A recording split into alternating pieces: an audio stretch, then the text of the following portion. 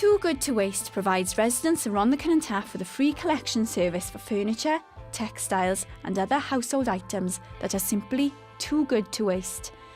Items collected or donated are sorted and cleaned before they are displayed in their charity shops at Aberamon and Ynys Hir. Anyone and everyone can buy pre-owned items from the shops, and a delivery service is available for selected items.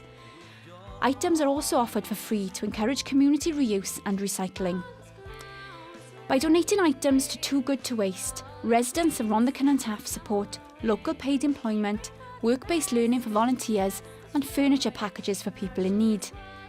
In 2011, Too Good to Waste picked up 27,796 pieces of furniture and electrical appliances, with 26,507 distributed to residents of Rhondda Cynon Taf, equating to 272 tonnes of potential waste diverted from landfill.